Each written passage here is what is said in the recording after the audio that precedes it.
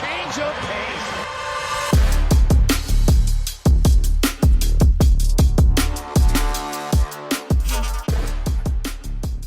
Welcome to the Change of Pace podcast. This is Rohan, and today I'm joined by Sai and Sahil. Special guest Sahil, actually. You want to give us the update on your life lately? Wow, update on my life. I have attended some Warriors games as Really? a credentialed media member. Wow. So I've talked to some players, right, for work, obviously. So we'll see. Hopefully going to game six. Not sure yet, but I saw Where your were you going? article on Moses Moody and his venture capital yeah, interests. That was pretty cool. Sick. Yeah. yeah. He told me about this startup that I low-key heard about before, which was interesting. But Which one? it's Poseidon in San Francisco. Yeah, Sounds familiar. I don't know what it was, but dude, there's like billions of startups in San yeah, Francisco. I'll yeah, never be able to facts. know every single one of it. Um, cool. Well, yeah, dude. I mean, like, super happy for you, and like, Change of Pace is gonna get big as a Yes, result of sir. it. We're definitely gonna leverage your, your new credentials. So. Plenty of special guests coming. Yeah, hopefully. Oh yeah. Yeah. So congratulations to Sahil. And since we last talked, a lot has changed. First of all, we are going to be more consistent uploading the podcast. Very excited for what the future holds. And speaking of podcasting, let's get right into it. Yeah, first round series are mostly done. We have a couple left, so we thought we'd just go over each first round series so far, give our thoughts on the results, maybe the futures of these teams that have lost. But we're going to begin with the two series that are currently going on. Today, we saw the Clippers and the Nuggets face off in game six in the Intuit Dome. And I mean, it felt like the game was somewhat close, but the Clippers they got a decent advantage, I think, toward the end of the third quarter. Harden was going off, took like a 14-point lead and never really looked back. I think they cut it down to six, the Nuggets did, but it felt like Clippers had control. Norm Powell also took over down the stretch. So what are you guys' thoughts on game six and I guess the entire series? Yeah, I mean, it's felt like the Clippers have had control of this series even when they were down 2-2. Obviously, game four had a historic moment with that Aaron Gordon putback dunk. But throughout the series, I mean, that Kawhi masterclass that we saw in game three, like there was just so much of dominance from the Clippers where you really felt like they matched up super well. They had optionality, and you really saw that in this game, especially when they were able to start Nicholas Batum or Nico Batum, whatever, in the second half over Chris Dunn when they were noticing their offense was struggling. And that really popped them out to that 14-point lead, like you said. And meanwhile, the Nuggets just obviously they lack the bench depth. They're relying on guys like Russell Westbrook, who has his moments, but also has his down moments. We saw him miss like two, a clutch dunk, a clutch layup, got blocked by Batum for another clutch layup, all which could have put the game into like within reach. Yeah. So it's the fact that they're relying on these guys who just I don't trust on a regular basis, and the fact that um, you know, Jokic has kind of been struggling. I mean, obviously, playing well for Jokic because he's averaging a triple double, Yeah. 20, obviously over 25 points per game. Murray's had a couple big games in the series as well, but we really haven't seen the depth around them thrive. So like beginning of the series, we thought maybe this could be two title contenders, but I think the Nuggets are starting to show how flawed they can be, but you'll at the same time you do see their ceiling, like how they dominated in Game 5. The Nuggets feel like they just go through these stretches of droughts where they just can't score, and their defense isn't good enough for them to go through those droughts, right? Like they can't afford to sit there and not score for 3 minutes because that would really hurt them on the defensive end. The series to me feels like it comes down to can James Harden create initial advantages against Christian Brown or against Aaron Gordon because it kind of feels like the Clippers go as Harden goes. When he has a bad game, they probably won't win, but when he has a really good game, that means he's getting the paint, he's Yeah. getting paint pressure, and he's kicking it out to shooters. Now, whoever their shooters are, Derek Jones hasn't shot the ball well, but Norman Powell, Batum, they're getting going, and now they can go set up their defense. So it to me kind of comes down to game 7 is kind of going to come down to can James Harden get in the paint enough because Yeah. it's really up to him. That's a tough question, James. Trusting James Harden in a game seven. I mean, we saw the stat today, right? I think he averages like 24 on decent efficiency, like 38 from three in the first three games of series, and then like four through seven of his playoff career shoots like 30% from three. The scoring just drops off by a few points per game. But he was surprisingly efficient today. I mean, Yeah. completely took over the game in the third quarter. He had 28 points. I mean, the highest he's scored since game one. He's been pretty like not even mediocre, just like garbage since that game one. Especially, I felt like they had no urgency in that game five, especially Harden. And Yeah. like most, I think 60% of teams in a 2-2 scenario who win game five end up winning the series. So that was definitely could have been a pivotal game for them that he just didn't show up for. But it was nice to see him come alive in this game. I think I think it's kind of difficult like watching the Nuggets play because they were only in the game in the first half because Jokic was so aggressive. I mean, he was going at every single shot he made was right in the paint. He had that little floater, and it just felt like he got tired over time. Like I see him passing out of a lot, and it does make sense because they're collapsing on him every single time in the second half. But you can't trust these guys. Like they're not extremely confident shooters if there's someone coming to close them out. Like Christian Brown is a good shooter when he's wide open, but if there's a guy contesting that shot, he is not a very confident shooter. And the same can be said about most of the guys on that roster outside of Michael Porter Jr. And when you're relying on Aaron Gordon jump shots in the clutch, it's just not the best offense. So I could literally see Jokic getting worn down in the first round, which is very concerning for them going forward. One thing about Jokic that we have to give credit to Zubac because he's, I think, the Oh best yeah. Jokic defender in the world. Yeah. He can absorb some of those bumps that Jokic tries to use as an advantage to like shake you off your base, right? Then he gets to his post hooks. Against Zubac, he can't really do that because Zubac has a great combination of strength, size, and length. Mhm. So I think, and it's crazy that Jokic is still averaging a triple double, by the way, Yeah. like Yeah. 25, 12, and 10. I mean, this is what I'll say about the Clipper or the Nuggets, right? They have two non-shooters, or at least guys you treat as non-shooters on the court at all times, at least. And the other guys, Jamal Murray, Nikola Jokic, Michael Porter Jr., like MPJ hasn't had the best series. He's had a couple of good games, but especially Murray and Jokic, they're always involved in the action. You can collapse on Jokic really hard. There's always like in the paint, there's three guys on him at all times. He's still making these tough shots, but I saw him get blocked like five times this game. Like right when he's Different guys. Yeah. about to pick up the ball, like if he can't have any when he has the ball like at his chest even, there's no chance for him to get it up for his floater game. Like it's really hard to go over these guys. So it's been a tough series for him. Like this is one of those like ideal matchups. Like I feel like the Thunder next if they make it to the next round, like it would also offer that same level of, creating deflections and making it difficult for him.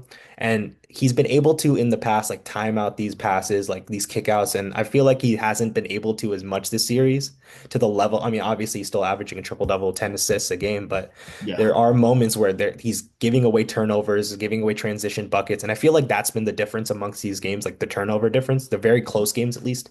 First two games, the turnover difference dictated who won. And then this game, I felt like was the same way. Whoever was out in transition was able to get those easy offensive looks, was able to kind of win the game at the end of the day. Yeah. I, Yeah. I I saw I saw these stats on Twitter that I literally spit out what I was drinking when I saw this. It was from a Nick Wright clip, so I know Rohan, he's your favorite. But just listen to this. James Harden has 26 playoff games with more turnovers than I field goals. saw that. Dude, yeah. That That's isn't, ridiculous. and then Wild. there's more. He has 33 playoff games with three or less made shots, 54 playoff games with four or less made shots. I could not believe what I was seeing when I heard that on Twitter. Yeah, and what I'll say about James Harden, especially this first game and the first couple games, like he's looked a little quicker, but what he's really looked is really physical on ball, especially like guys like Jamal Murray, way too small for him, even Christian Brown, way too small for him. Like the point of attack defenders on him just can't do anything against him. Like Aaron Gordon's probably the only guy who can give him some troubles on ball because of the size that he has. But you have Kawhi Leonard on that other end or other side of the court, so you have to have Aaron Gordon on him. Like James Harden being really physical, initiating contact and then getting downhill as much as he wants for most of these games. And obviously, when you have Jokic, who hasn't been the worst rim protector this series, like he's actually been pretty decent on that end, but not someone you're really scared of at the end of the day as a rim protector. Like he's not going to block a lot of shots, Yeah. really affect a lot of these shots. But I think Harden can really take advantage if he embraces that physicality and then only takes these threes and like tries to foul hunt when he needs to like kind of as a like a last obviously do play things that are playoff basketball like moves, right? And that's what's, screwed him in the past. Like you said, like turning over the ball, flailing his arms up, trying to get calls and throwing up bad shots. Like I felt like his shots in the last couple games, especially the wins, have been reproducible because he's been embracing the physicality of the playoffs. Yeah, funnily enough, I feel like Russell Westbrook has done a good job on him in their limited matchups, but it's hard. Yeah, no one on this Nuggets team on the perimeter really can keep up with him. I think Bogdanovich is a guy who has to get going for the Clippers, dude. He's been like I still talk about this that one Clippers game against the Warriors, like the second to the last game of the season. They talked about how Bogdan in like that 18 and like one stretch, they went on a great stretch, right? And he was shooting like over 50% from three, and since then he's been like ridiculously bad. He had a good stretch, I think, in game four. They were talking about it on the broadcast today, and then he had a good game five at like 18 points. But in general, he's been pretty terrible for them compared to what he was giving them when they were on that run. So if they want a chance in game seven, like I would expect Bogdan to play well. Russ has also been good the last couple games since he's returned from his injury. But like you said, careless turnovers and then just that wide open layup that he missed is crazy. Yeah, It that's really cost them the game. They were up yeah. six. He missed that That wide was open huge. layup. Yeah, that was Yeah. huge. That- And like, I don't know, you guys probably noticed that in that run, they were getting out in transition. That's literally what they were Yep. doing. Jokic get the rebound, just throw it up. Someone's gonna be there, right? Yeah, I mean, the Clippers at the end of the game were just slowing the game down. Harden would just dribble, dribble until the shot clock went off, and they were just relying on tough shot making to carry them, which I did not understand why they were doing because the whole third quarter, what was enabling them to make like shots was obviously they were getting good looks through the pick and roll, but they were initiating early offense, getting in transition. Norman Powell was growing crazy in Yeah. transition, and they just kind of gave up on that, which allowed the Nuggets to come back into the game, but obviously wasn't enough at the end of the day. Yeah. Yeah, they were just like Sahil was saying, they were trying to just they were basically playing like the prevent offense, right? They're playing very, very conservative and just wasting the shot clock. But thankfully it went their way and we got a game seven. Do you guys have anything else you want to talk about for the series? Any keys for game seven? Or who do you think is gonna win? That's what I was gonna ask. I was gonna ask you guys who do you think is gonna win. I'm gonna go Nuggets because they have home court. It's literally it's a cop out answer, but yeah. I honestly, I think I'm gonna go with the Clips, just because I think the series comes down to whether the Nuggets can contain the ball, Mm, and I don't think they've shown me enough to prove that they will do it consistently against Harden. And yeah. I can't believe I'm gonna say this, but I would bet on Jim Harden Really? to If yeah. the line is 22.5, you're going over on James Harden that game seven. What do you have today? Yeah, like 28, 28. 27 or Okay, something. yeah, I'll go. I think it's a similar type of Wow. game, Yeah. legacy game from James Harden. Either way, Russell Westbrook or James Harden's gonna beat the beat the Sox. So So, any predictions? It's really tough because I mean last Denver game seven at home lost to the oh, Timberwolves, blew a blew 20 that point lead. huge lead. Yeah. So I'm not exactly instilled in confidence like that home court is a huge deal in this case. Obviously, it has some impact. Norman Powell's been great at the Intuit Dome, hasn't really been great on the road at Ball Arena. I'm really rooting for the Clippers, to be honest, just because I don't want to see Jokic, and also I live close to LA, so I could watch the Thunder play. Yeah. But at the end of the day, I think I think I trust Denver a little more. Even though I think the Clippers are the better team, I think I just I also trust think so. Denver to Yeah. execute. And it's been kind of like one team. I mean, it's been every other game, right, for the series, Yeah. basically. Why not go Denver? Yeah. I mean, like you said, I do think for like however many minutes have been played in this series, whatever the 48 times six is, the Clippers have looked better Yeah. for more minutes. Especially game one. I thought that was the Clippers to lose. Like Yeah, exactly. down the stretch, they just kind of choked. So yeah, I feel like the Clippers are the better team, but in a game seven, like I don't know. If it's gonna come down to Jokic like shot making, I feel like Jokic is hard to bet against. But we'll see. Kawhi could get good. I feel like Kawhi has been pretty like mediocre since like outside of that 139-point game. Like the Yeah, KD talks, the Kawhi KD talks were at large after that game. It was an incredible game. He it missed like was. four shots, but yeah, what are you guys' takes on that? On what? On Kawhi being better than KD. Prime KD versus prime Kawhi. Wow. 3 year stretch. We talked about this in the group chat, but we didn't really get to, I don't know. I was at work, so we didn't really get to flesh out our opinions. I think prime Kawhi is better than prime KD, but Really? KD had a longer career, so he's a better player. Okay.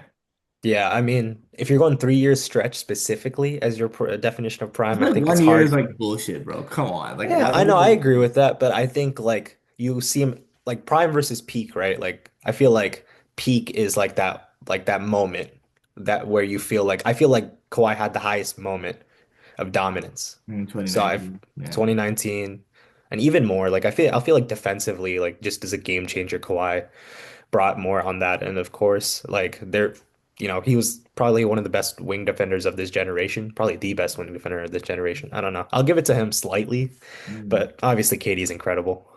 Yeah, I don't know. That 2017 run, obviously Katie had fucking Steph by his side, but what, he Yeah, averaged like 35, 5 and 5 through the playoffs. And he was also an elite defender for the Warriors as an for off-ball. sure. Yeah, that's where he really like before the Warriors, he was really not known as a good defender, but since then I feel like his career like on that end has taken off. I'll give it to Katie. He stayed healthy for 3 years in a row. If he I mean two True. and a half years.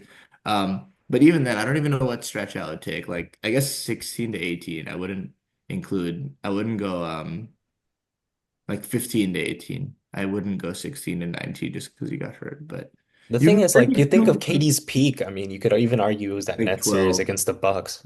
Oh yeah, yeah. See, you can pick three, I guess like three different stretches of dominance for Kevin Durant. Yeah, Because you definitely. can go 12 to 14, right? Where he went to the finals, like didn't outplay LeBron, but basically matched him in terms of Had probably one of the best scoring seasons of all time in yeah, in 14. And 2014, Russ was hurt and he averaged yeah, like 32 a game, 50, 40, 90.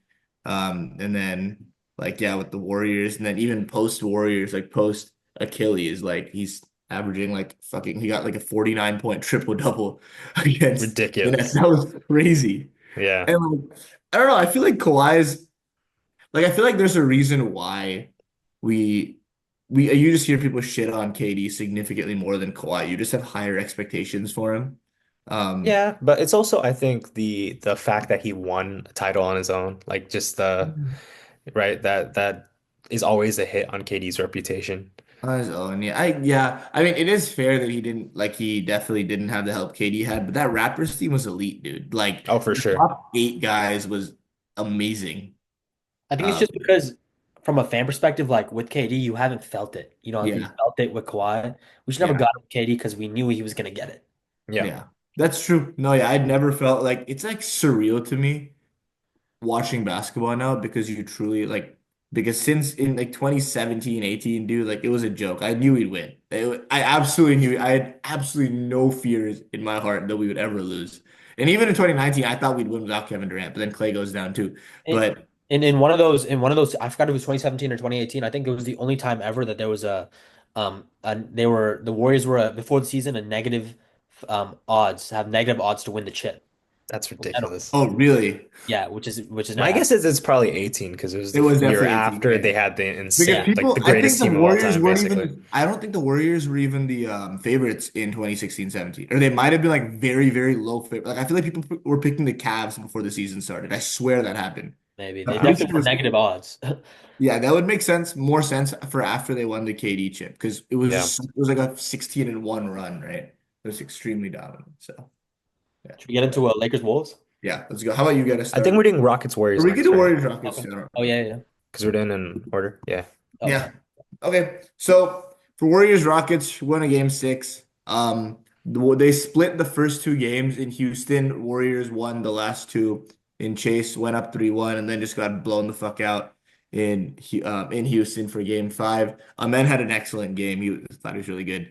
And yeah, I don't know. The Warriors like Jimmy Butler and Steph combined for zero in the first quarter. Like you're not gonna see that again. Jimmy started the game like 0 of 6 from the floor. It was just an odd game overall. And Fred VanVleet magnet ball continues, bro. I don't know what the fuck is going on. Okay, that's not supposed to happen more than one game.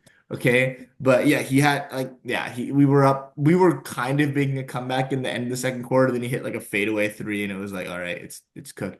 Um, so yeah, I've been telling you guys the same thing, right? This is very similar to the Grizzlies series. typically in 2022, typically when a lower seeded team goes up 3-1 in a series going to game five, they end up dropping game five, generally by a blowout. This has happened countless times. It's happened in Lakers Warriors in 2023. It happened in Lakers Grizzlies 2023. Happened Warriors Grizzlies 2022. And it's Didn't happened. happen in Lakers Wolves this year. It did not happen. Surprisingly, the exact same scenario, it did not happen because the fucking Wolves are a real team, bro. Like the Wolves don't fuck around, Warriors. Yeah. So I'm hoping that we blow them out in game six and just get it over with. One positive thing I will say before I turn it to you guys is shout out to our bench. Uh, Pat Spencer, Trace came out and played. Of course, Moody had like 26. He led us. Like, if someone looked at that box score, like they got off a plane and didn't see a minute of that game and looked at the box score, saw we lost by 13 and then see Moses Moody and Pat Spencer combined for like 40, they'd be like, what the fuck happened? That doesn't tell the full story. Like, we were down 30 points basically from the beginning of the third quarter. So, but yeah, like fuck Şengün. That was bullshit. I don't know what he's trying to do. Like, why are you running into our third string point guard, dude? I hate his face. And I kept seeing like, a lot of fans on Twitter saying like, why didn't anyone go and defend Şengün? Like, why are there no Rockets players on his side, bro? Because no one takes him seriously. He's a clown.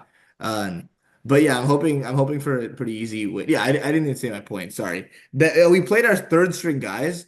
And we came back in the game to the point where they brought their starters in the game. So their starters played regular minutes. I think all their starters played over 30 minutes versus our like I think Steph played 23 minutes, Jimmy played like 18 minutes or vice versa, something like that. So like we barely played that game. So hopefully these guys are fully rested for tomorrow because if we don't win tomorrow, I don't think we're gonna win the series. Wow. Yeah, I think game five was interesting because first of all, the Rockets' first half shot making combined with the Warriors just turning the ball over. I mean, there was a play where Draymond literally threw it at Quinn and Post's face, and they just bounced off and they took it the other way. yeah. I do think the Rockets have found some interesting stuff that maybe it's not going to win them the series because I have no doubt that the Warriors are going to win in six. But I thought going zone was interesting against Golden State, especially when Steph's on the floor, you can't play zone. Yeah. But when it's just Jimmy out there, it's a lot harder for Jimmy to operate when you're playing zone when he's the number one guy because he's not really a zone buster shooter over the top. He's trying to get inside, one play 1-on-1, get to the line. Um, and the Adam Şengün lineup is some shit that I've never seen. Crazy, dude. Like I can't remember the last time a team just said, "Fuck it, we're going big and we're getting every single offensive rebound." They have a 37% offensive rebounding rate, which would be the first in the regular season by a large margin. It was the first. Yeah, I think they even in the regular season, I think they had the number one Yeah. offensive running Yeah, rate. because this lineup Yeah, is ridiculous. It almost feels like they're missing shots on purpose so that they can go rebound their own shots. yeah. So yeah, I think that the Warriors they should close down six. Like you said, Rohan, it did feel so much like that patented. Okay, let's go drop game five. So We're on the road. yeah, It's a hard game to play anyway. Let's go do it at home. But it also it's like Steph and Draymond are too old for this. Let's throw away a game and do it later. It's there's a lot of miles on those bodies. and the team we're gonna play if we win is now just chilling for the next 4 days. If we win tomorrow, game one will be on Monday, I believe. Monday between the Timberwolves and the Warriors. If we lose, then game one's gonna be on Tuesday. So we get one less day, or like 2 or 3 less days of rest, basically. So we gotta win this game. So what do you think? Yeah, I mean, honestly, I think this has been my favorite of this series so far. I did pick the Warriors, I think, in six lat before, and I feel still pretty confident in that decision because of honestly, Steph Curry's been the difference this entire series. Like the level of perimeter pressure I felt like they've put on him, like they have so many people to switch on him, and yet he's making ridiculous shots. I think you sent me like something about his playoff performance. He has like a shot quality of 3 point like in like the F percentile or Yeah. whatever, and his shot making is the A plus. Like that's his games when he's going off has been the difference. He's had 36 point games, like just basically whenever they need him to score, he's been able to, maximize like whatever out of whatever situation he's been able to do. Like when we had that game before the series, Rockets Warriors, when he scored like what, like 3 points, Yeah. and everyone was hyping up Amin Thompson. And I was part of it because they just had like the perfect personnel to guard Steph, and it didn't Yeah. matter. That's how insane of a shot maker he's been. On the other end, though, you have this amazing offensive rebounding from the Rockets has really been able to dictate pace. Like it's been able to dictate um, the entire half court. Like obviously they're not a good half court team, but when you're grabbing like nearly 40% of your misses, you're Yeah. gonna have way more possessions. And again, with these Warriors turnover troubles that can kind of appear and disappear whenever, the Rockets can like completely destroy the possession game and really own that there. So I feel like if they're able to, mix in that zone like Salah was talking about and basically dominate the time where stuff's off the court, and then also have at least a mediocre shot making game. Obviously not the level of the last two games, but like not at the level of the first two games either. I think the Rockets have a recipe for success, like pretty like set. And that's what I was thinking like coming into the series. But at the same time, you have Jimmy Butler who not going to score like 8 points again. Have Yeah. Steph Curry is not going to struggle this much. And some guys who have really, Pods has impressed me this series. I think he's been like really good at making offense kind of out of nothing. Like at some points, like really just being at the right spots at the right times, rebounding good. That's always been a strength of his, and his shooting's been really good. And then maybe Buddy Hield, like he's had his moments. I think they really need a second or third guy to step up here. And it's been that like at certain stretches when you find that guy, Steve knows how to ride him. Like make sure, ride the hot hand there. So I think I trust the Warriors to finish the job tomorrow, but. I really think the Rockets are pretty good. Like especially this matchup, the fact that the Warriors are pretty small and they have the perimeter personnel to guard these guys on the Yeah. other end. It's been a great series, but yeah, the Warriors just the shot making and the star power I think will lead them to this one. Yeah. Yeah. I agree. Um, it just we can't let like this style of basketball win, bro. It's just so gross. I can't. Um, yeah, Shane Goon's They've been really good too. they've What, He what- has attempted been good. they've attempted 42 more free throws in in this series, which makes sense. yeah. Nothing on the refereeing. And I think the point on Steph is that the Rockets do have the perfect game plan. They're basically doubling him, blitzing him, hedging on some screens, whatever.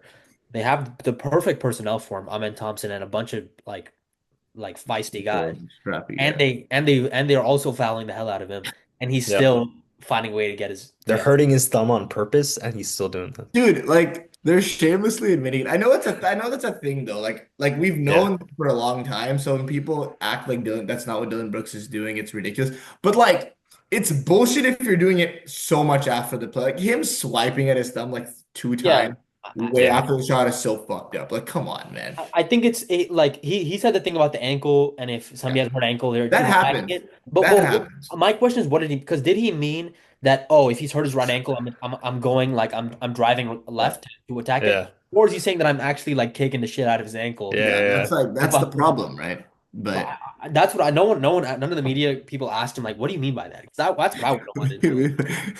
Like, is he gonna intentionally try? Is he like? Because I understand just trying to swipe at it, like when he's shooting it, but is he intentionally looking after every shot to like take a cheap shot Well, at? yeah, I think he is. I think he like again swiping at it so intentionally is ridiculous. He clearly was going after his head. Like If Steph it's Curry allowed was within the shooting- rules, I think it's fair game, to be It is honest. fair game. It's just Yeah. fucked up. Like Yeah, yeah, it is it's fucked fair up. game to a lot of things, right?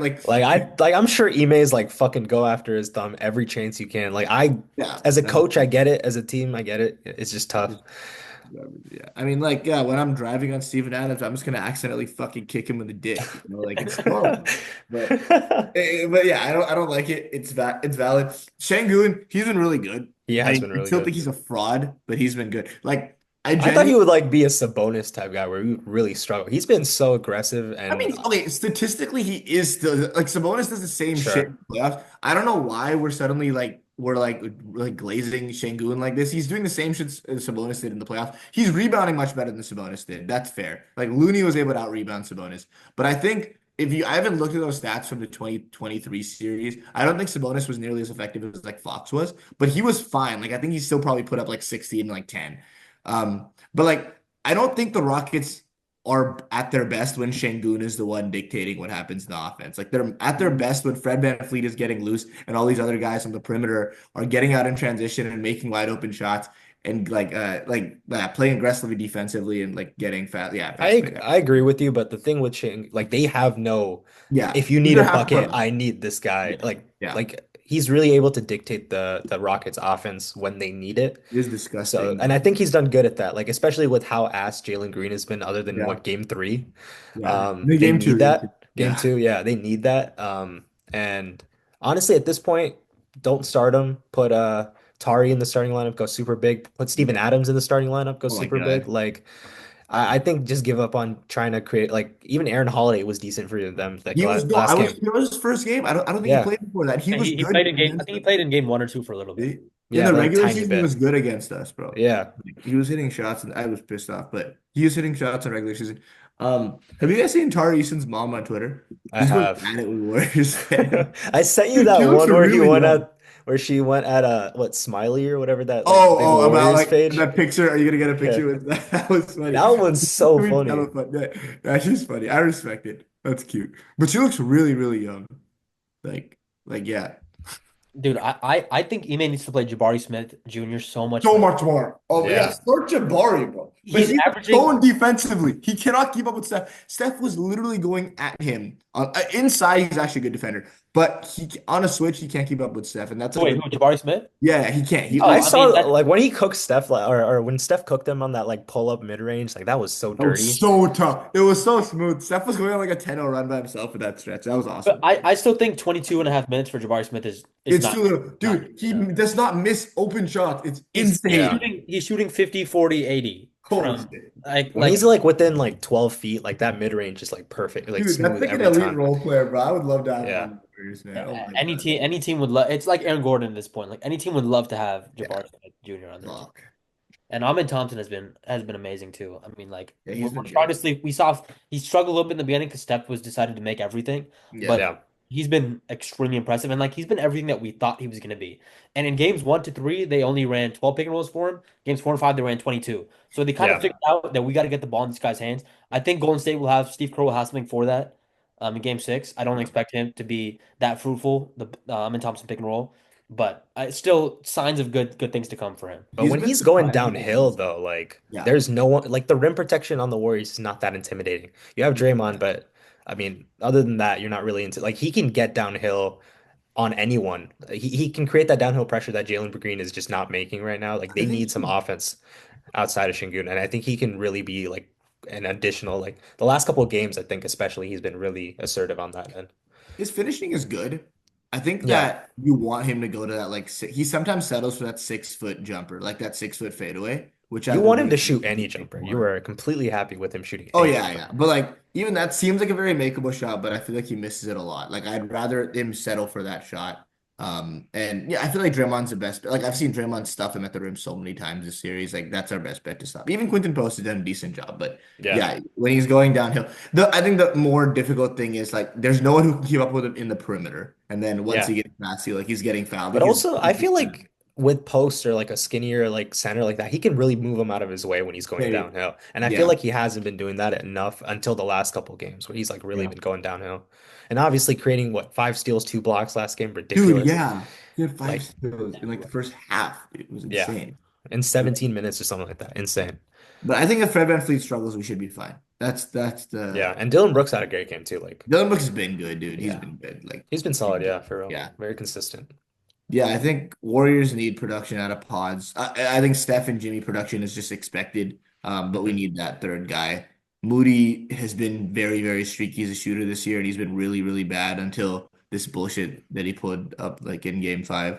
Um, yeah, no one else really playing great offensively for us. So we'll see. I mean, Kamingo is back, but I do you don't. think you guys are a deep team? That's a great question. We're not like I think we're deep in terms of like skills outside of scoring. Yeah, But we are not a deep scoring team. Like Jordan, if we had Jordan Poole on this team, I'd call us a deep team overall. But yeah. I mean, it's Buddy's like probably the only like scorer off the bench, and yeah, that's crazy to even say. yeah. Like calling Buddy Hield a scorer is like That's it's what Kaminga was supposed to be. yeah. Right.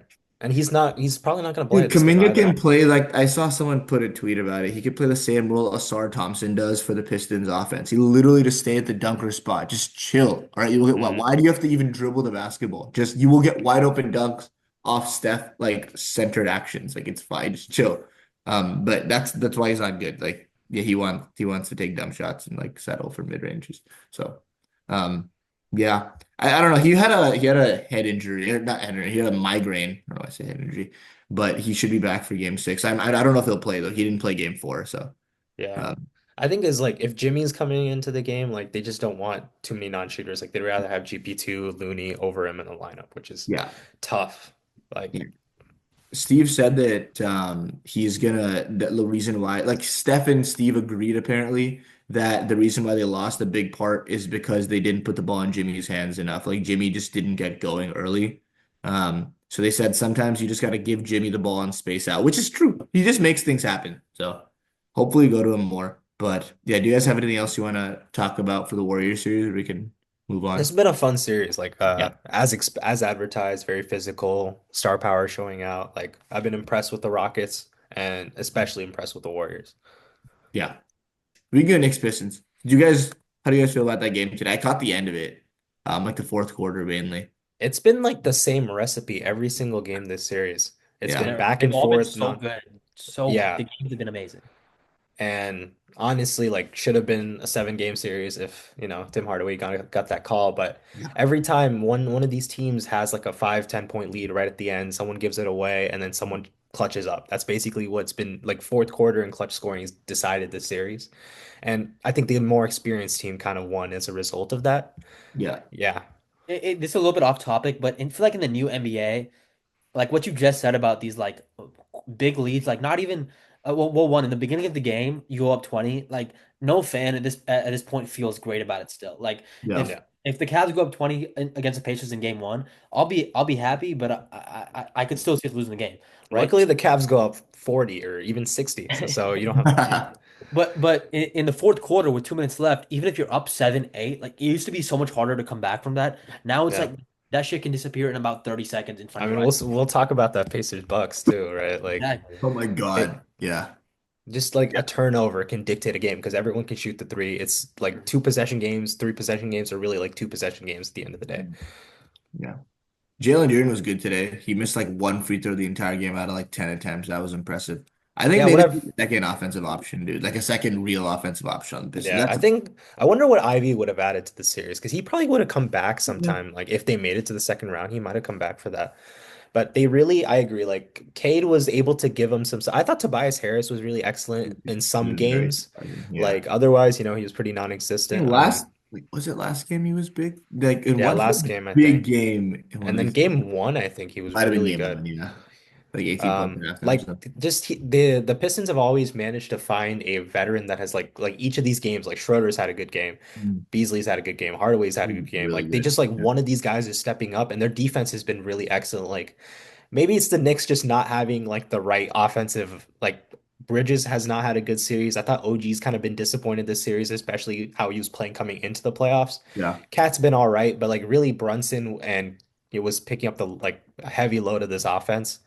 And then obviously the depth was a big differentiator for this series too, right? Like McBride wasn't doing shit. Mm. Mitchell Robinson coming in for a little bit. Like Campaign had that one big flurry in the first game. Nothing much Yeah. since then. It's really been the starters and nothing else, which we kind of expected for the Knicks. But the Pistons have all these guys off the bench who are creating stuff for them, and that's really what's managed to keep them in these close games. And then at the end, the starters for the Knicks who are adept at these playoff environments, playing tons of minutes because of Tibbs and playing Yeah. tons of minutes together because they're always playing together, have managed to pull it out like right when they need to. And Yeah. Brunson was like special today, especially Amazing, dude. that That one was move. Fuck. Poor yeah, Asar. that step back on Asar, like creating that separation, especially how like suffocating Asar was at the end of the game too. Like I was surprised he was getting a shot off and then he managed to pull that out. Like clutch player of the year, as that came out, like Jalen Brunson, well deserved in my opinion. I'm sure. I think you had another opinion on that, Sahil, but this was a hell of a series, very gritty, like lots of, uh there's a lot of players, like it felt like everyone was involved in the Pistons who were kind of stepping up. And then on the Knicks, yeah, you kind of had the same suspects, but overall, just like a really fun series for sure. Dude, I this I was think Pistons could have won this series to me. Like they Yeah. could have won game one I easily mean, today. it would have been game seven. They could have won today too. Yeah, there was like an 11-1 run to close the game by the Knicks after the Pistons went on like an 11-0 run, So that was hard to watch. What were you gonna say, Sal? Sorry. I think that Cade had a pretty interesting series because he was really good, but he kind of thrived in an aspect of playoff basketball, which you wouldn't expect, which is tough shot making in the mid range. Yeah. He was really good at it, but then he couldn't really finish at the rim that well, and he didn't really Yeah. make a lot of threes. I saw stat he was less than 50%, 47% in, So, inside 5 feet. yeah. Right, so he couldn't really get anything at the basket going. Even Yeah. at the end in the end of game 6, he missed a Yeah. Yeah. left-handed floater. Right, he was 17.8% from deep or something like that, and he averaged 5 turnovers. So like all the things that you'd expect that a player of his caliber. It was his first playoff series, right? So he's still learning, but he was great from mid range, but he just couldn't get the other basic Yeah, stuff. I just never felt like he was able to get past his defender, which I was never a strength of his, right? He's always able to like keep guys on his hip and like make plays out of that. But with OG, who's always at your hip, like always able to contest your shots, like I feel like that rim protection is obviously it's gonna be tougher to make a shot like there when you have all these guys crowding you.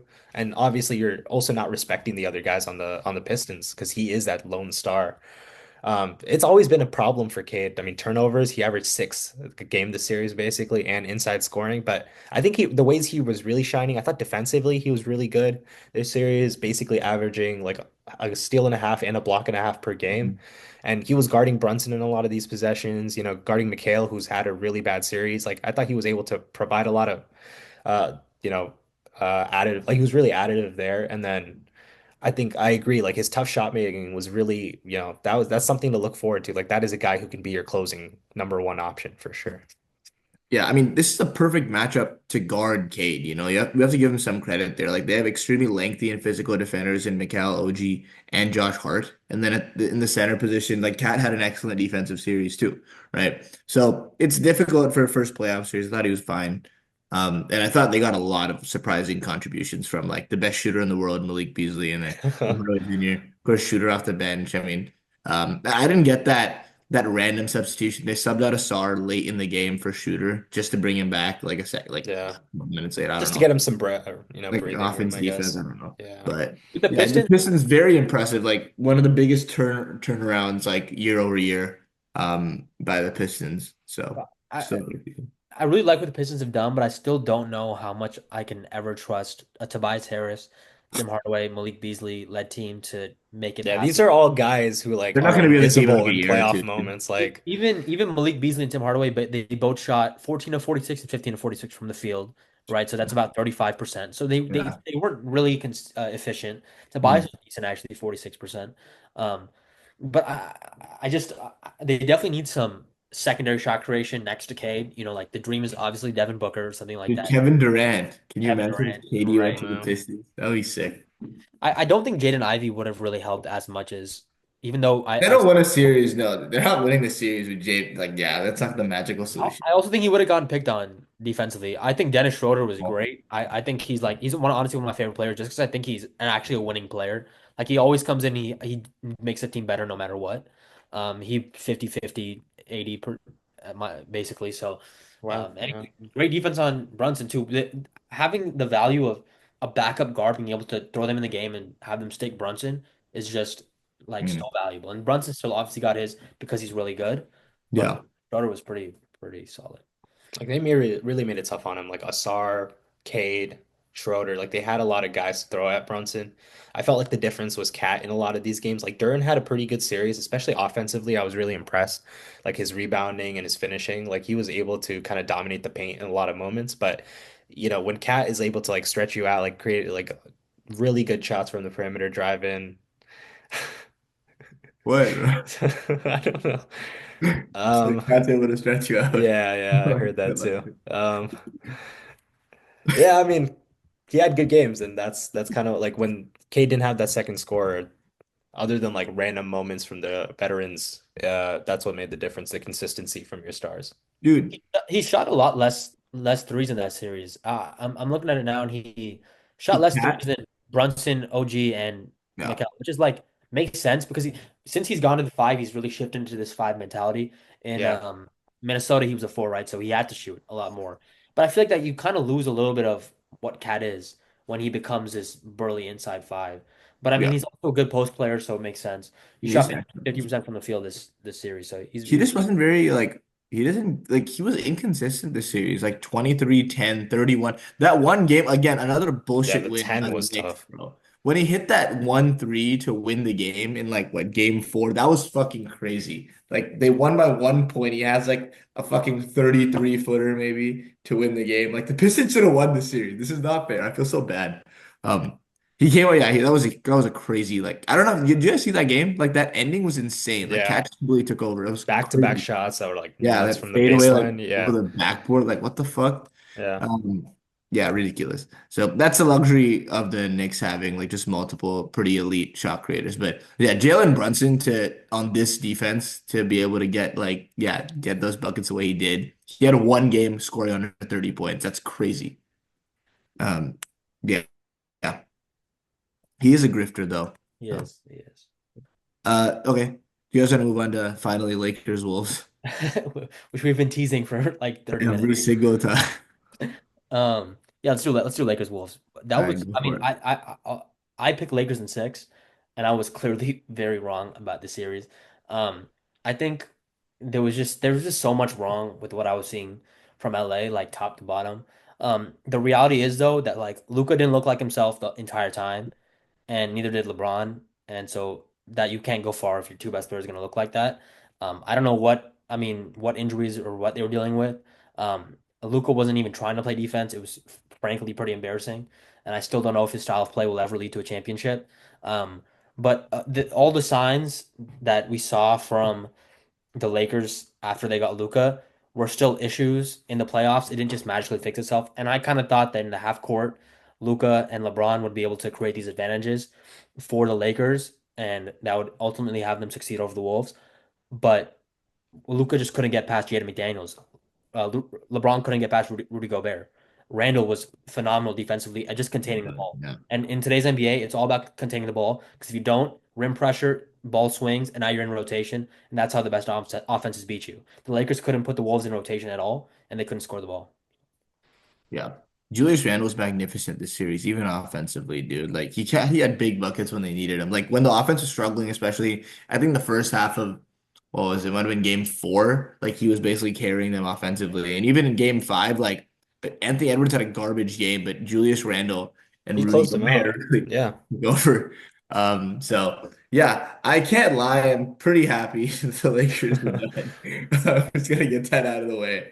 Um, but it was just surprising to see LeBron struggle like this. I know the team, like this Timberwolves team, is kind of built to stop him. But it felt like I don't know, he was kind of on and off. Those two games he had in a row were incredible though. Like that 37 point the game or 38-point game was amazing. But like I said, like you just can't get Luca and LeBron performing well at the same time. I don't know why. And then especially like forget about like Luca, LeBron, and like Austin Reeves playing well at the same time. Austin Reeves had a terrible series with bad turnovers, just missing shots.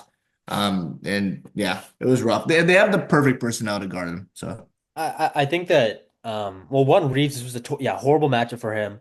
I think Randall also. I don't want to get ahead of ourselves and talk about what we don't even know what's going to happen with the Warriors and Rockets, but I think Randall in this series defensively, it's easier for him to guard Luka and LeBron, and kind of just has to just maintain his ground versus yeah, guarding Steph or somebody in like that type of motion offense. Now he's got to move mhm, his feet. So I'm interested definitely. to see how Yeah, he'll look in a potential Golden State series. yeah, But the reality is like the Lakers. Well, one I saw a theory post on Twitter that LeBron after the groin injury he never really trusted himself to play with his back to the basket because in the past when LeBron had generally struggled he's always just decided okay I'm gonna go get my ass down low and I'm gonna yeah, score at the rim. But even when he couldn't get anything going, he wasn't really trying to play with his back to the basket. He wasn't going to the post, which makes me feel like his groin injury could have been affecting him because when you're in the post, you're pound, you're turning to your over your right shoulder or your left shoulder. A lot of that is your groin, right? Like making that initial movement. And yeah. at some point, I don't think he trusted himself to do it, which reduces him to just basically a jump shot, a jump shooter in a half court offense, which that's not his strength, right? Defensively, he was still pretty damn good until the last Yeah. game. I think he's ran out of gas. Yeah, I think at the end of the day, the depth was the difference. I mean, the Lakers had five guys they trusted. Like we saw in the second half of game four, five guys played the entire second Yeah. half, Maxi and Kleba. they put Maxi, Maxi that was Kleba in he just because did they it were to stick so it to us, bro. Like he just yeah. I don't know what the fuck. He knew he was gonna lose a series. He was like, "No, I'm gonna piss off Lakers fans even more." Like that was I think the insane. only reason is Rudy Gobert was dominating in the offensive glass. This is a Get it small out. team, and you might as well get some three-point shooting and a little bit more size than what Dorian Finney-Smith was providing you. But Could even you say that then, like Maxi Kleber spreads out the defense, stretches the defense, perhaps? not not enough, clearly. Yeah, Yeah. honestly, what I think the Lakers defense was like solid. Like obviously the first I expected worse to be honest. Like the first game gave up so many open threes and I felt like their intensity and especially LeBron's intensity kind of dictated their defense towards the end.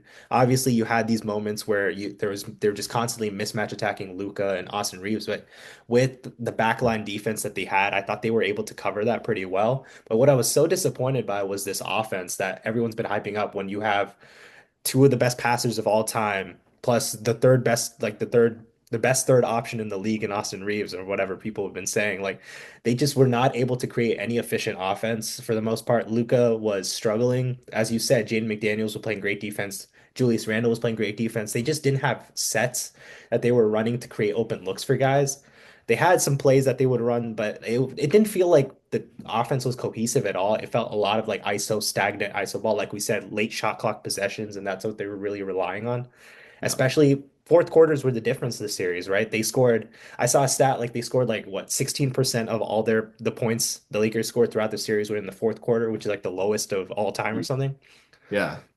which is crazy. The fact that they're relying on five guys like people like Gabe Vincent, Jordan Goodwin, were really they didn't really have any people behind them to provide any sort of offensive value or creation. And when you're so reliant on two guys who have the accusation of, one of them being fat and one of them being old, it's just I feel like it's hard to sustain that level of excellence for so long. And even then, they weren't that great as an offense for the first three quarters either way. So I was really disappointed. I had the Lakers probably in six or seven as well before coming into the series, and this has definitely been the biggest surprise. It's not out of disrespect for Minnesota. It was more of a just I had too much respect for LA. Maybe in the OKC games they played earlier in the season where they were able to create open three-point They shots didn't as say miss well. shot. Yeah, that was Yeah, crazy. like they just didn't miss shots, but this series they shot like a normal amount of at a normal rate, and we kind of saw what happened. Um, you I know, think the yeah. reality is that the this team wasn't built for this year. Palinka said something about like getting Luca in the offseason is like, or in the middle of the season is like trying to build a plane in the sky, right? Like this roster had no playable bigs, that had nobody who can really guard the point of attack. I kind of had a thought the other day that I want to run by you guys. I kind of feel like if they didn't, obviously you do the trade 100. You always have to preface anything you say about this damn Lucas stuff with obviously do the trade 100 times over, but which you obviously do. Um, but I kind of feel like if they had AD, because they needed what do they need in this series? They needed some size Yeah. and they needed some point of attack defense. If Yeah. they had some size in AD and they had some point of attack defense in Max Christie, I kind of feel like they might be a little bit better off. And then, so I think maybe they could have won the series with AD. And then maybe you probably face Golden State, who the AD Lakers usually dominated the Yeah. gold this version of the Warriors. We don't know with Jimmy or obviously, but still. Um, and then you have a shot at OKC, right? Like I feel like in a weird way, they would have been better off without doing this trade this year. Obviously, they're gonna retool around Luca. They're gonna look a lot better next year. They figure out their defensive backcourt. I think you got to at least ask around about what Austin Reeves can get you just because I don't know if Reeves and Luca together as a defensive backcourt can really guard in the playoffs, I mean, especially if LeBron's going to be 41. yeah. He's also on the last year of his deal, right? Reeves, like this is the time to trade him. He's at his maximum value. His contract's like $14 million a year. He's gonna ask for and he's not gonna ask for an extension because he's not gonna get that much more money than you will on the open market. So if you trade him now, you're gonna get like maybe you can get a decent point of attack and defender. Maybe you can pick up a guy like Clint Capella on the open market. Like there is ways to retool about this Lakers roster for I think you sure. have to get better than Clint Capella from Austin Reeves. Yeah, true. Yeah. But I mean, Otherwise you Luca can't. can elevate a lot of mediocre centers, I feel like too. That's true, but Jackson Hayes isn't gonna cut it. Yeah. No. Uh, yeah, I saw what you said is exactly. I mean, I feel like I don't know if we did a pod. Like we definitely did a pod so after the trade. I was saying the same thing. Like I genuinely just think the Lakers with AD are better than the Lakers with Luca. I just like the fit more, Mhm. right? And Max Christie wasn't even mentioned in that, but yeah, that's true. Like he was coming to his own like as a starter on the Lakers, hitting shots, playing really good defense. And yeah, they were just a better team. I think they would have easily beaten not easily, but they would have beaten the Timberwolves in like six. And I I think they disagree. dominated the Warriors. Really, you I think think, the Timberwolves would have yeah, beaten the Lakers team? yeah. I mean, look, AD was the best player on that team for sure. Um, Again, we're relying on healthy AD for the rest of the year. That didn't even happen in Dallas. Sure. Right. But also the fact is like they didn't have any offensive creation. We saw what LeBron is. Imagine all the Luka possessions going to LeBron even more. Like he would not be the same defensive player he was throughout the series because you're relying on him so much offensively. And then I think Gobert, Randall, like the size that Minnesota has is a really good matchup for AD. Like you're not going to get the same easy shots around the basket. And then I think LeBron is just going to struggle because of that size, like you said, like the groin injury probably affecting him in the same way. I just don't think that I think Minnesota's just too good. Like honestly, I still don't think. Defensively, like they were getting to Yeah, the rim at will against this Lakers team. Like Ant was going at right. him, Aiden McDaniels was going at him, Julius Randle getting But at the whatever he same wanted. time, I this don't is know. still like an elite three-point shooting team in Minnesota. Like they can still get those shots. They didn't shoot well this series, but I think they over an average series, they'd probably shoot pretty decently. I Um, think I mean, yeah, that last game was bad, but I mean, Horrible. I feel like And when they you still, have a backline rim protector like Anthony Davis, you're more willing to like guard the 3-point line. I just think it's different, like, yeah, versus having like Dorian Finney-Smith back there, you know? So you're more susceptible to like either giving up the drive because you're overplaying the three, like they might have been doing, or you let them shoot the three. Like either way, with this Luka team, it's not going to work defensively. I just think AD covers up that huge hole. I really am surprised you take the Timberwolves I over the mean, they Lakers. were a worse team just statistically with when like they were what a 7 seed when AD came or like Well, they were pretty traded shit six with seed. like they were decent. Like they had just like beaten the Knicks without AD, but They I had think moments, yeah. I don't Like at think the it's as beginning of the black and season, white they as you're started. making it out to be though. Like you said that like all of the offensive like the playmaking would go to LeBron. I don't think it's like that just because I feel like when LeBron and Luka are on offense, they don't involve each other as much as they Right. should. Versus when you have AD on the floor, like this, he's also an elite shot creator. Maybe not to the level of Luka and LeBron, obviously, but he can also get his own when necessary. And just being able to put him in like the LeBron AD pick and roll is much more valuable than just having Luka sitting in the corner while LeBron, I don't know, like creates for himself or a team. I don't know. Right. I think I don't think it's super I think easy. it's a closer matchup. It's close. I think I it's just think close. we're not giving Minnesota enough credit. Like they But they're played a great great. They're a series. really good Chris team. Finch Yeah. coached a great and I think I was really impressed Nas with Reed. Anthony Edwards too, Oh right? yeah, Like of course. just his playmaking, like, making the simple pass, like getting running out of double teams, like he was just able to evade traps because like So they're he's big. Like too Lakers are big. big, have but they're slow. Like he could just literally run around them and then find the open guy. That Like, was actually like exactly that what you said. Like he was yeah, literally he was literally he's pretty big too, but he's literally yeah, getting to wherever he wants on the court at all times. Like his handle looked the best it's ever been in this yep, series. Amazing to see.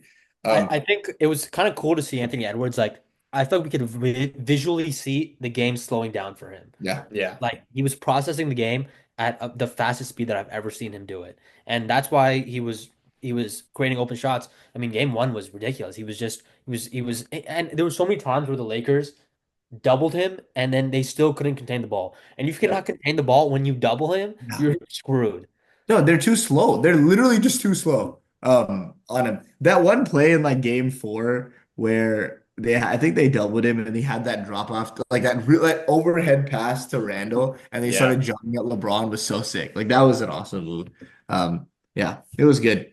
And then Nas Reed led both teams in scoring the fourth quarter. That was pretty Yeah. impressive. So the Nas best, Reed was really impressive. I mean, yeah, obviously we had Rudy, Shaquille O'Neal, Gobert at the end of the yeah, the number last game double. five. Like Yeah. we've seen throughout his career, like he's not been able to take advantage of small ball lineups with his size, and he was just dominant. And I think that may be like a pretty historic Rudy Gobert game. Like that's one of the games you think about when you think about Rudy's The Hall of career Fame at the mentioned in the NBA. video there. Which Yeah. I mean, let's be honest, he's getting there. Sadly, yeah. Their best lineup, I think, was the replace Gobert with Nas Reed, but that last game was amazing Yeah. from Gobert. I think that might have changed it just because the small. Maybe. small Yeah. sample size. I saw a stat like this. I think with Gobert on the floor, they were a better team than without him. So, Oh, plus, I mean, obviously still dominant regardless. Like they pretty much dominated the series, winning in five. yeah. Yeah. Didn't expect that. Yeah. Okay. Anything else you guys want to talk about for this series? No, I think we Did we? should let's move to Pacers Bucks. Let's do it. All right. So why don't you take us away? Sure. Okay. So Pacers Bucks started off with, the Pacers pretty much dominating the series. Kind of went to game three. Gary Trent really showed up in this series. Obviously, Giannis was pretty dominant himself, but the Pacers, through their depth, no one averaged more than 20 points on this team, but they were still an elite offense, constantly making the Bucks in rotation. And throughout this series, they were just able to dictate the pace of this series and dictate the offense. Like, really, Tyrese was pretty awesome this series. Like Nemhard was really great. Siakam, Turner, like the Bucks just did not have the personnel to stop them. Obviously, we saw Dame at the end of the at the beginning of Game Four, uh, tore his Achilles. Sadly, is probably going to be out for next season, and maybe it could be really damaging to his whole career. But the Bucks just clearly did not have the personnel to defend this Pacers team, and then just didn't really have the offensive pieces around Giannis. Gary Trent had a couple good games that were, could have decided games for sure, but at the end of the day, they just didn't have the pieces to support him offensively, and the Pacers just were too deep. Yeah. My Yeah. my AJ Green agenda lives on, so I'm pretty happy. Yeah. Um, Giannis was unbelievable. I thought the Bucks didn't attack Tyrese Halliburton enough. I think there was too many sequences where he was just chilling on, Kevin Porter or something in the corner or Gary Trent or like, you got to put him in action to Right, get yeah. him tired because he's the engine that makes the Pacers go. Yeah. The Yeah. problem is, who do you attack him with, right? Kevin Porter Jr. is probably your like real creator. Gary Trent has moments, but at the end of the day, he's like a catch and shoot minor creator. Like Kevin Porter Jr. is probably the only guy who can consistently create offense on his own and like target. And then again, like Giannis, he's not a pick and roll guy. Like he'll run some inverted pick and roll, run some pick and roll of his own, but it's not a thing where he's a mismatch attacker. He's just gonna dominate because he bigger than, they put Aaron Nesmith on him for all of the series. Like he's bigger than that dude. He's always going to dominate that dude. So I just feel like this is just not a team that's well built. So there wasn't room for them to really attack anyone What Yeah. or about Kyle defend Kuzma? anyone. Kyle Kuzma Kuzma was not getting it done? unbelievably, dude, unbelievable. How do you average like what? He averaged 6 points a game that series, dude. I That's mean, he had a Tony Snell. That's all you need to say about his Yeah. series. what? And they traded like Chris Middleton gives you would They have given traded you at Chris least like a Middleton 15. and AJ Johnson. Yeah. And it was Chris Middleton on an expiring contract as Nah, well. man, I So, don't get it. And he's like a legend in Milwaukee now, dude. Like, come on, how do you not? Yeah. I mean, I get it though. Like, Kuzma was good on the Wizards, but this is see how badly he played was my He crazy. was not favorite good this year. Yeah, my favorite part about all that was that Doc in the post game after he dropped the Tony Snell, Doc was like, Kuzma can play now. Like, he's gonna be big for us. And then yeah, he needs to just slash his minutes for the rest of the series. I yeah, think Doc coached a pretty poor series too. Like Brooke Lopez was like, he has metal boots. Like that's what it looks like he's wearing because he's so slow. He's what, he's not. 36, 37, where and 7 feet tall. Like he cannot keep up with this Miles Turner, Tyrese Halliburton pick and roll. And Bobby Portis, was pretty good this series, able to like be that guy who can kind of switch on the perimeter and like move at least, like Yeah, put some support out there. And then I think obviously we know Darvin Ham and his love for Torian Prince. I feel like he played way too many minutes early on in the series. That kind of like he was awful as well. Like what the lineup they had at the end of the series was the only lineup that worked for them. It was Bobby Portis, Giannis, AJ Green, Gary Trent, and then Kevin Porter. uh Kevin Porter. Yeah, So that was like the only guys because they could actually keep up with the Pacers offense and they were at least small enough to somewhat keep up with the defense. yeah. I'm not. We should talk about that game 5, like that utter like Ending. choke job by Yeah. them. But shout out to Gary Trent. I mean, I feel like we should really give like a quick, just like rest in peace to Damian Lillard. Like Yeah. it's kind of sad. I mean, like yeah, top 75 player, Hall of Famer. I mean, one of the greatest shooters of all time. It's just I don't think he's ever gonna be a star ever again. Like I don't even know if he comes back. Like he's like 35 or 34. So um Yeah, it's rough. I hate to. It's like it's the Achilles is so fucking annoying because you're just standing there, and before you know it, this guy just falling to the floor. And this whole Bucks era was just very weird with Damian Lillard. I mean, it felt like him and Giannis never really learned to coexist with each other. And he was having like Dame had a pretty underrated season this year, and he joined the Bucks after probably his best year ever. So just to see him like never really come close to that championship is tough. Yeah, do you have any thoughts on Dame stuff? It's honestly makes me even more sad when I think about the fact that Dame and Kyrie, who were like are two people that we Oh grew my up God. watching, Yeah, are both gonna have to struggle to go through this horrific injury, and they're yeah, gonna have to come back. And who knows if they're even gonna look the same, especially like two small, twitchy, explosive guards. Like I no. don't know how it's gonna look. So it is kind of sad to think about. That's our kind of our childhood slowly slipping away. Yeah. Thankfully, Kyrie is like walking. He's like walking around. He just tore. It was the ACL or Achilles? ACL, right? Yeah. ACL, yeah. Yeah, he was just walking around and like he was at that Lakers game. He looked pretty normal, but yeah, it's really sad. Like Kyrie and Dame, like two of the best, like they're the biggest fan bases, two of the most fun guards to watch. Like they dominated the 2010s.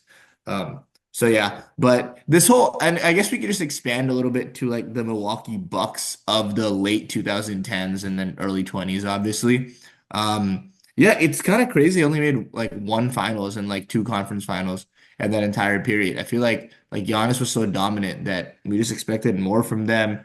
Glad they like that 2021 ring was one of the more like entertaining and impressive individual performances by Giannis.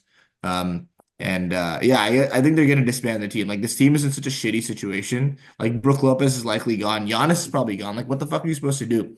Did you see they're actually apparently they would have traded Dame after the series. Like they were very willing to trade Dame if they lost the series, which they probably would have even with him. So, Now they can't, but and they're really stuck in purgatory. They don't now they're have screwed. I don't access. know what they're. Yeah, they He's don't under have contract for their 4 access to years. their next five picks, I Mhm. Oh think. yeah, Which and like, what are you supposed to do? You can't go all in even more. You've done that enough. Like you've made all the moves. It's over. Lopez is too old. I think he's a free agent anyways. You really have like a couple young pieces left. Like I think it's literally just AJ Green's their best young guy, maybe Yeah. Ajax. Like they yeah. don't really have anyone left who's young. Giannis is the only chip left to fall, and if he wants to be traded, you make it happen as soon as possible. Try to get as many pieces back as possible, but like there's really nothing left. And it sucks. Like this was a team that we had high hopes for last year, like literally last year when the Dame trade happened. I was like all in on this. And when they made that Doc Rivers move, I get, a little like they fired their coach and then Doc Rivers comes, things started to fall off the wheels a little bit. But even then, they they made a competitive series with the Pacers without Giannis, and then this year you were hoping for some more improvement. At the end of the day, it never really happened. Giannis and Dame never gelled the way like these were two superstars. Dame got a little older. Giannis was never the off-ball player he could have been. Like it just never worked out as well as theoretically it would have. And that's just the disappointment of it all. And now there's really nothing left for Milwaukee really, other than trading Giannis. Yeah, Yeah. they've lost three consecutive first round playoff series. Even the time, like, I mean, they made the finals, they won the championship. So you can't, they did what they had to do. But they swept the Heat. They had the Celtics, I mean, the Bucks Nets series was one of the greatest, but then Oh my God. they beat the Hawks in the Eastern Conference Finals, which is like, you know, whatever. The other time they made the conference finals, they lost to the Celtics. Um, I think you have to. I go back and forth because I kind of think that the only way to like get out of this mediocrity is to trade Giannis. But Yeah. it's so hard for a small market team to do something like that, like trade away your homegrown talent. So I don't think they will unless he actually himself asks for it.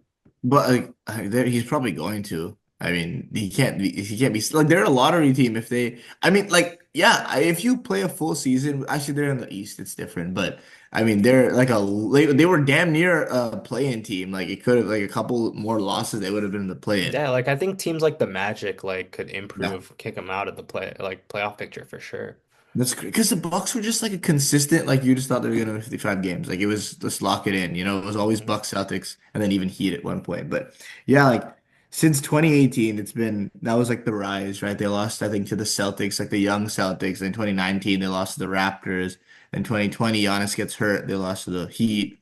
And in 2021, they win. And then since then, like second round exit, first round exit, first round exit, first round exit. It's just I'm That very that surprised they eight never. seed loss to Milwaukee, to the Miami really kind of changed their entire franchise. I mean, as it should, They that was traded away Drew, but yeah, it just I was listening to Nate Duncan talk about it. Like if they hadn't traded away Drew specifically to the Blazers or had figured yeah. out some other way, then maybe they could have been in a better situation. The Celtics wouldn't have been so dominant. Uh, but yeah, it's weird to think about like that era being over. And we could talk about Bucks like Giannis trade some other time, but yeah, it's interesting to think about. Anything else you guys want to highlight? Halliburton was like okay. This Pacers team is just like I don't know. They're such a like Yeah. well-rounded Like team. literally no one scored more than Get 20 out in this entire transition. like Yeah. that's I crazy. thought Pascal was pretty good He um was. on like, certain games. But yeah, just I don't know. There's not much to say about that team. I was Besides the impressed with fact Miles Turner. I thought like he's really he's become good turning up the a playoffs. Even last year he yeah. was really good in the playoffs. Yeah, definitely against my New York. Like I remember he was really good. Milwaukee, like Yeah. Nemhard, of course, like sh he shows up. He's a pest. Like he's really good, and they have some depth. Like TJ McConnell's still pretty good. Obi Toppin's still pretty good. Um, I don't think Mathurin. Mathurin played much this No. series, but they have guys off their bench like who can really make an impact. And I thought Neesmith was also pretty good. Like there's just so many. This is a really deep team, and I think. They're one of the, I mean, I think they're better than New York. I think they're one of the better teams in the East for sure. Like, Hmm. I think they could give the Cavs, make them think a little bit. We'll see how that series turns Yeah. out. Yeah, two very similar teams, so we'll Yeah. see where that goes. So yeah, the last few series, let's go in order. We'll go Celtics Magic. They went to five. I thought the series could have gone like Celtics didn't look great, honestly. Like I know Tatum was a little bit hobbled, JB was a little hobbled as well. Drew Holiday, I think. But yeah, the Magic had like multiple games where they were in it for the most part until the Celtics just were like, fuck this, I'm going on a run. We're gonna end the game right here. I just think the lack of like I don't know if you guys saw game five. It was pretty close, and then Celtics were Yep. going huge run in the middle of the third, and then before you Yeah. know it, like Boncaro got in foul trouble, and then it was kind of over from there. yeah. So I don't really know what exactly to ask you guys about this. Like Magic clearly need another offense initiator on the perimeter. Suggs being hurt is obviously a problem, but you just can't rely on Cole Anthony. Um, And KCP was supposed to be, no, yeah. off season. They hit out the park move. He averaged 5 points a game. He shot 26% from both the field and from three. So he really Jeez. wasn't adding anything. And if you can't get 3-point shooting from KCP, when you're already down Suggs, like then it's all Paolo, it's all Franz. They're pounding the ball, trying to get past what five or six great defenders on the Celtics. Like that's just not going to work. Yeah. Um, Yeah, but they were pretty good this series, I thought overall. Like, I mean, The for Magic, oh yeah. what they're facing, like not even just the Magic, like Paulo and Franz specifically. Like I think as Dude, drivers, Paolo. like they were able to get to the rim, create offense. I thought Anthony Black was pretty good too. Like, it was just like there's definitely something in there too. Yeah, So but other than that, yeah, I mean, like Jason Tatum was pretty incredible this series, but I thought Jaylen Brown wasn't that great. I thought Kristaps Porzingis wasn't that great, and I thought like Peyton Pritchard and Sam Howell, like their bench guys, really didn't like provide the spark and the 3-point shooting they needed. So I yeah, felt like that was the difference. And then the Magic gave them a level of physicality we haven't really seen the Celtics face yet. So I thought that was like they're a pretty complaining. good wake up call for the Celtics. Yeah, but they're playing the Knicks next, bro. Like they're chilling. They don't take Yeah, that true. seriously. Soft ass team. Dude, Paulo is like we should talk about this. Like I know we like shit on Paulo's efficiency and all, but in the playoffs, like efficiency matters, but it's just like you gotta get buckets. Like there's gonna be some disgusting games and you just have to get someone, get to the foul line, do whatever. He might be a playoff riser. Like Yeah. 2 seasons in a row where he's really impressed me in the playoffs, essentially dragging a team. And this time he had Franz actually playing well. But yeah, him as a number one option in the playoffs, like it's pretty fun to watch. no, he's really good. He struggled a little bit from the free throw line, but other Mm. than that, like he was phenomenal. He can get kind of anywhere he wants on the floor against a good Boston defense. The Magic are going to be a problem. Like they're going to hang around. I think they might have to think about. I don't know if I love the Franz Paolo pairing. A little bit redundant, kind of like how we talk Yeah. about with LeBron and Luca. Mhm. But I think for now, I think they can have one more shot at it with a fully healthy team, and then they can see how it goes. Yeah, if they have like a Trae Young type point guard, I could totally see them making it work with both those guys. Sorry, go ahead, Zach. Yeah, I was just gonna say, I mean, personally, not the highest on Paulo. I just feel like he's a guy who can do this. He will do this in any system. Like he will get his 25 shots up and like I don't think he's ever a guy who will create an like amazingly efficient offense. Yeah, And that's that's fair. what he's supposed to do. Like I I'll give him mad props for like in this tough environment, like for what Orlando has, he's able to create an efficient offense like this, but he's just not a guy who's like create he's not an efficient player, and I don't think he ever like he will be for a while. Like that's something he has to figure out. But the fact that he's able to do this in this tough situation is like definitely impressive. But it's just like he's consistently mediocre and consistently, I'm just like not crazy impressed. Like he shot 25 shots a game and he Yeah. averaged 30, which is But he great. But had to like like again, that's like what I mean. That's what I else is mean. Like doing this. And it right. kind of I mean, I think your argument also works against you in the sense that like if he did have another playmaker on his team, just the load would be much lighter. And I'm sure he can Mhm. give you the same production with better efficiency because he'll also be like who's setting him up for shots right now outside of Franz, you know? Yeah, Uh, true. and Jalen's not even playing. So I think I agree with you that I think Franz might be the better player, at least in the regular season. I think Franz is much, much better. Yeah. But if you give them, I saw someone saying like Josh should join the Magic. Dude, the spacing is gonna be horrendous if that Yeah. happens. I saw people want Giannis on the Oh my God, that's so Magic. gross. Dude, Franz, Giannis, and Paulo is crazy. I mean, I think Franz would probably have to go on that one, Oh but yeah, I don't know why I'm thinking like Giannis is gonna go there. Yeah, I think with Paulo, he needs to figure out how to score off the ball. I think a lot of yeah, it is pound, pound, pound, pull up, which that's he's decent at. But again, it's never going to be extremely efficient. You got to figure out how to score off the ball or Franz. One of them has to figure it out if they want to make it work. yeah. I think Franz definitely can score off the ball better than Paulo can right now, though. Um, yeah. Paulo, the description you're giving me of Paulo size sounds a little bit like Carmelo Anthony. Like he That's what he's really, been like, yeah, man. yeah. No, no, no, I get it. Yeah. So give him a point guard, give him a real point guard. Even Jalen Suggs, I feel Yeah. like you can move him to the I two. want to see it where he's like like an efficient off-ball player. Like he can be a really like interesting like short roll guy. Like I obviously don't see that in him right now because he's so ISO heavy, but um I don't know. I don't think he's like a guy who creates like that much efficient offense or like really he'll soak up the possessions because they have no one else, but I'm not Yeah. super impressed by him. But their defense is obviously excellent to keep the Celtics to like 100 like yeah, almost averaging 100 points a game. Like that's pretty crazy. Mm. Yeah. Yeah. Anything else you guys want to say? We can move on. We can move on. All right.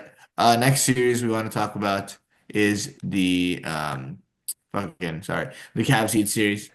Sal, why don't you just finish this off? There's really nothing to talk about in this. That was honestly one of the most embarrassing playoff series I've ever had. One of my closest friends is a Heat fan, and I couldn't even chirp him about it or like make fun of him because it It's just fine. felt embarrassing. Like it's like kicking someone when they're down. I don't know what the hell is going on in Miami. They did not look good. They just completely they in game three was like the Cavs made a statement and came out and like Punked put their him. foot down, and Yeah. then but game four Miami just laid down and bent over. Like let's be honest here. Like I don't know. The Cavs are ridiculous. Their offense was just like humming. There's this conversation right now going because Kyle Slow-Mo Anderson said the Cavs are better without Garland. I think is That's so ridiculous. funny. Is ridiculous, but yeah, the Cavs look like who we thought they are. I'm glad that there was no hiccups. They just completely whipped their ass. Ty Jerome, first playoff series ever, Yeah. and he Yeah. looked like it might have been his 15th. Um, Yeah. they're just so much fun to watch. I mean, this was probably the most dominant playoff performance ever, maybe. Like what It point was differential technically. wise, Technically, it was. offensive rating. I think this was the best offensive rating in the playoffs ever. Like the Cavs were as advertised. Obviously, Miami as a 10 seed, you're not expecting much, especially in the East. Like this is probably the worst playoff team in the field by a pretty large margin. Good play and get But rid they of it. really, yeah. I mean, if it was Part of it. Atlanta, I don't think it was crazy different, to be honest. Um, but yeah, anyways, like Miami, very disappointing. I think the bigger question from the series is just what Miami does next, honestly, because like Cavs, we know they're good. Their offense is legit. We hope Darius Garland's good. I think he'll be fine. It was probably just the fact that you're playing Miami. You don't have to worry about it. You can take it easy for the couple games. But um, like, do you guys think Miami's like, is this a team stuck in like purgatory? Because that's what it feels like right now. Hey, changes are coming, dude. Bam promised changes. I guess their real like core is Bam, Tyler Hero, and like I don't even know if Jaime is like No, I included in mean, dude, that. he's a garbage time player at this point. It's really sad what happened. It's crazy what happened to him. And I don't even think they consider like Wiggins as I think Ware is probably their third guy at oh this yeah, point. clear. Oh yeah, I totally forgot about Clearway. Yeah, I don't know what changes they're supposed to make though. Bam is was bad this entire year. Like he was just underwhelming this entire season, and you'd expect it otherwise. But Jimmy's just being so inconsistent. Tyler Hero, he was really good this year, but he had a really bad playoffs. Like after he made that He was Garland cut, he was awful, dude. fucking He was garbage. Like what? awful.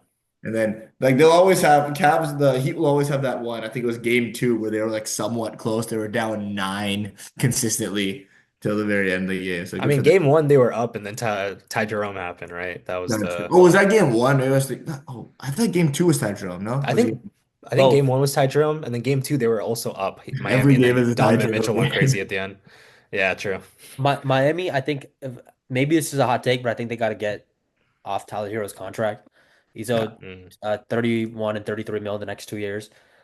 Then you're gonna have to what, pay him 50? Like, there's no way in hell Pat Riley's forking over $50 million to a guy who the Cavs publicly said, "Hey, our game plan offensively is literally just to pick Joey, on you that's so the whole time." embarrassing. And then Yeah. Tyler Hero in the media was like, "Oh," and then he talked a bunch of shit, and then he had 4 points, and he was outscored by Tristan Thompson in Game 4. And then you also owe Wiggins 28 mil next year, and then they have a player option on the second year for 30 mil, which I'm gonna take a guess and say Andrew Wiggins probably doesn't turn down 30 mil. Yeah. Bam, I think you keep. I think he can still be your Draymond, something like that. But I think you can get. I think you can. There's some retooling to be done, but not a great time to be a Miami fan. They're stuck in purgatory. I don't know, and they don't even have good picks. Like they got, I think they get our pick, but it's a shitty pick anyway. Like they don't really have much young talent to lean on outside of Khalil Ware, and they have No, Bam. they have your pick, and then their pick goes to OKC, the number 15 pick. So There you go. and they would have had their pick this year if they didn't make the playoffs, like because it was lottery protected. So Nah, but that Davion was Mitchell really. had to go through in the clutch, I dude. mean, hey, that was the only bright spot of their season, honestly. Davion Mitchell was pretty good, and Tyler They beat Hero. us twice this year, bro. They beat Jimmy Butler, so good for them. Yeah. Okay. Yeah, Yeah. No, not sure where they go from here. No. definitely a purgatory team. Like Terry Rozier on that team is like so useless. It's Uh, crazy because just 2 years ago, look at where they were yeah. with them in the finals. Two I years. think they still owe Duncan Robinson money. Like he still's on that contract. Like he doesn't play anymore either. They have guys like Pele Larson and he was getting minutes over Jaime. Like even their lottery picks haven't been. I mean, Kello Wares looks pretty good so far, but we'll have to see. There's just not a lot of bright spots there. Definitely a purgatory team, and it sucks to be even purgatory, especially in the East, dude. Yeah, Yeah. because it's hard in the East to get to the bottom. Yeah, it's Exactly. exactly. You're kind of stuck in the like the Hawks have been trying to get out of purgatory, either up or down, but they just remain in the same Well, that's spot. part of the problem. You can't be like, let me try to go up and then let me try to go down because you'll just push yourself and find yourself back in the middle. Yeah. No, maybe they'll get Yeah. home court in the play-in next year. Who knows? Okay. Sai, you want Okay. to take us home on a Thunder Yeah, Grizzlies? let's finish up the Thunder Grizzlies. Yeah, I mean, this Another series started embarrassing. off pretty dominant for the Thunder. They won the first game by like 53 points, the second game by like 19. But then, they dominated the first half of the second, third, game three, sorry. And we're up 26 at half. And then the Thunder came back after Ja gets hurt on a freak injury. Okay, I don't think Lou Dort is a dirty player, just an Whatever. unfortunate set of circumstances. We'll say Um, again. Anyways, Thunder looked very as advertised defensively. I thought their activity was all over the place, and three-point shooting was, like you didn't see a an end-to-end dominance offensively, but I thought, they're able to like be resilient and especially get challenged early on is good. You're going to be challenged in these next two rounds, so that was good for them. And then I thought J-Dub was really excellent throughout this whole series. I thought Chet was really good throughout this whole series. Like their second and third options, that was the big question mark for this team was, are you going to get enough production from these guys? And they did. And then Shea didn't have the best first three games, pretty inefficient. And then his game four was pretty great. So overall, great series for the Thunder, quick sweep. Now they have like basically 7, 8 days until they have to play whoever wins out of Thunder Clip. So as good an outcome as you could hope for. And on the Memphis side, pretty disappointing series all around. I was really, really disappointed with Jaren Jackson Jr. I thought, as bad as Ja was, like he had a couple at least moments in the beginning of game three. I thought Jaren was pretty atrocious throughout this entire series. Like Mhm. as the guy who's probably going to be an all NBA player this year, And that doesn't seem like one based off what you would see in the playoffs. Just like a guy who gets into foul trouble, can't rebound the ball, can put the ball on the floor sometimes, can't really shoot that well. Like He's I'm an just ugly not offensive game. Yeah. yeah.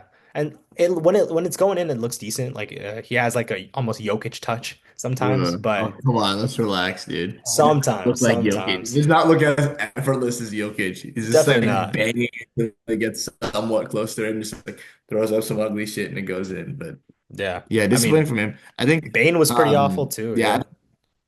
everyone was I think yeah, and like Scottie Pippen, you can't it's just hard to he had a good game in game three, like as most of the And role game players did. four, yeah. Yeah. But um yeah, I think if Jaw's healthy, like you guys probably lose in seven, but we'll never really know, right? So yeah, that was ridiculous. I did that was kind of it kind of sucks that they lost that game. I feel bad. But what do you expect? You guys both your teams dominated in a similar way, Thunder and Cavs. You like you did what you're supposed to. I think the Grizzlies like it's a slightly more impressive win. I mean, a slightly more impressive. Like you guys made them look really, really bad. No one expected you to like. I'm sure most people thought they'd at least take a game off you guys, but like that 53 point like game after that Yeah, that first one game, we was took them seriously. Like that kind shocking. of fucked them up too.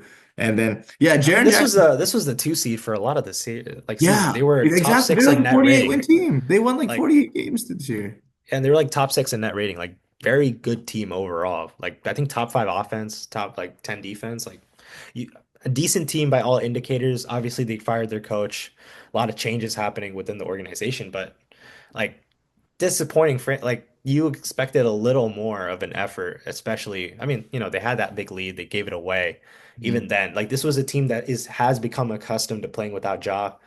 I don't think I mean obviously Ja probably would have they probably would have won the game with Ja, but it's like even without Ja, you shouldn't blow a 29-point lead.